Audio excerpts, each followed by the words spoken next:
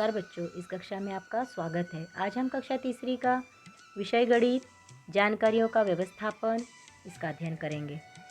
जानकारियों का व्यवस्थापन मतलब जो हमें जानकारी मिली है उसकी तालिका तैयार करना।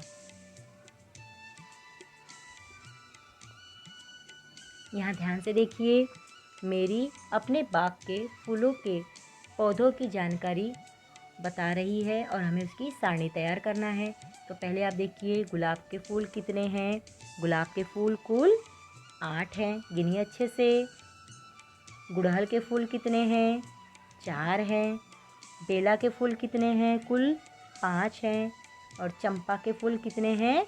2 हैं। तो चलिए अब हम तालिका पूर्ण करते हैं।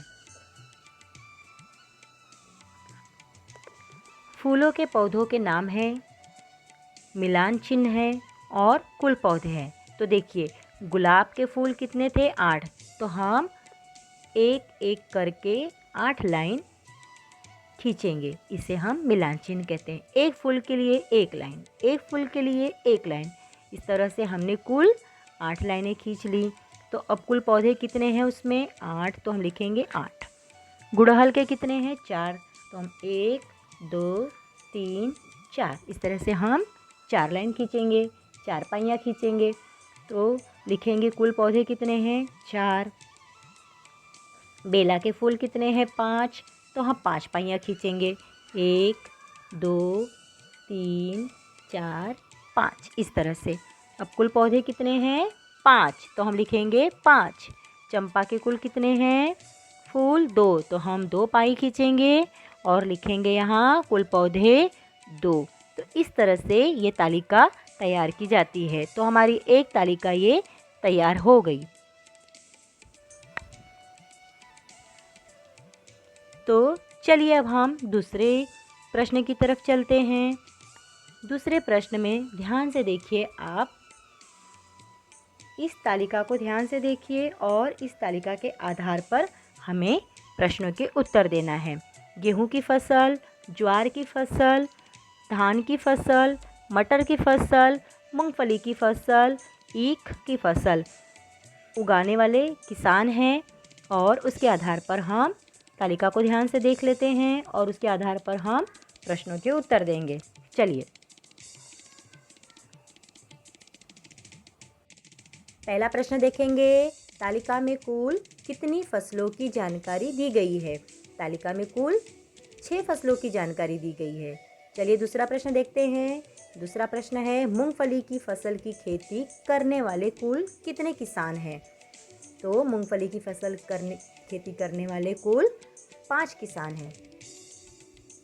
चलिए अगला प्रश्न देखते हैं। कौन सी फसल सबसे कम किसानों द्वारा बोई जाती है?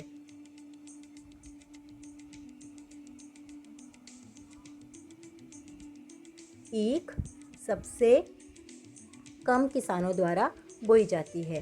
चौथा प्रश्न देखिए, कौन सी फसल सबसे अधिक किसानों द्वारा बोई जाती है? तो इसमें जितने किसान के चित्र बने हैं उन्हें ध्यान से हम गिन गिन कर लिखेंगे। ज्वार।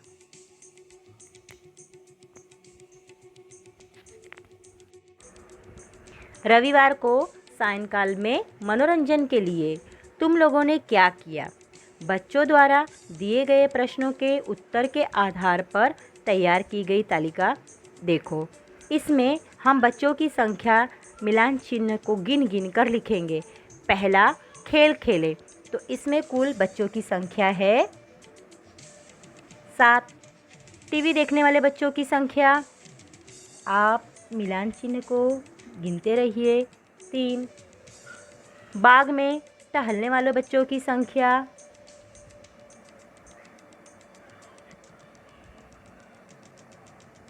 4। कहानी की पुस्तकें पढ़ने वाले बच्चों की संख्या, 8। तो इस तरह से ये हमारी तालिका पूर्ण होती है। अब इस तालिका के आधार पर हम प्रश्नों के उत्तर देंगे। पहला प्रश्न देखिए, तालिका में कुल कितने बच्चों की जानकारी दी गई है? तो जितने मिलान चिन्ह हैं हम उसे पूरी तरह से अच्छे से गिनेंगे।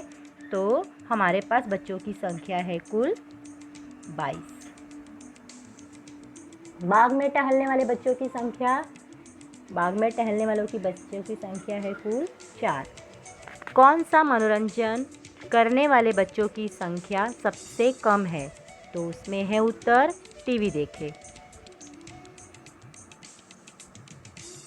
तो इस तरह से आप इस सवालों का अभ्यास करिए, ध्यान से देखिए, प्रश्नों के उत्तर को भी ध्यान से पढ़िए। तो अगली कक्षा में मिलेंगे, तब तक आप पढ़ते रहिए, मस्त रहिए। धन्यवाद।